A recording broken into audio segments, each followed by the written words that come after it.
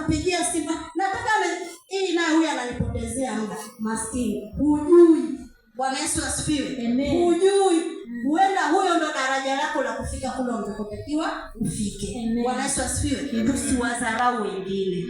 Bwana Yesu asifiwe. Tusiwadharau wengine. Amen. Mimi ni mwalimu.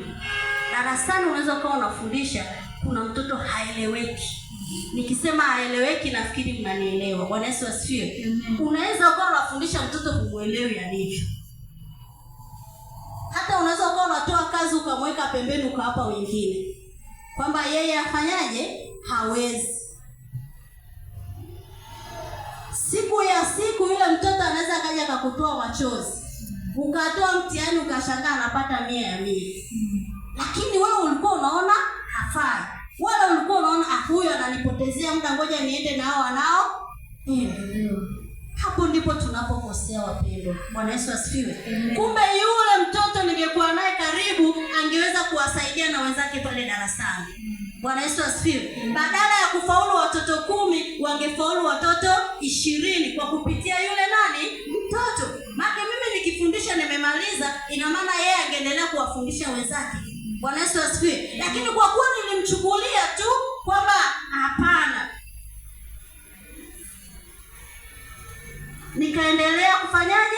Kuwaumiza wale wengine. Mwisho wa siku anaibuka kidedea. Tunasema anaibuka nini? Kidedea. Yule ambaye alikuwa tunamwona wa mwisho sasa anakuwa wa nini? Wa kwanza. Kwa hiyo ndugu zangu, tuwasikilize watu. Bwana Yesu asifiwe. Tusiwadharau. Maanake Mungu anamdharau mwenye nini? Mwenye kiburi. Lakini anamuinua mwenye hekima. Bwana Yesu asifiwe. Kwa hiyo yule ambaye anamuona wa level ya chini, iko siku ndio ambaye atakaye kuinua chini. Bwana Yesu asifiwe. Kwa hiyo tuwasikilize. Wakati mwingine unaona kwamba hayafai, basi wewe msikilize tu. Hata kama alikufai viache, msikilize. Kama alikufai viache, lakini ukamsikiliza kuona kuna kitu kinafaa, bebe kitakusaidia. Bwana Yesu asifiwe. Na ndivyo alivyofanya Yesu. Hakwenda tu na wale wanafunzi wake, hapana.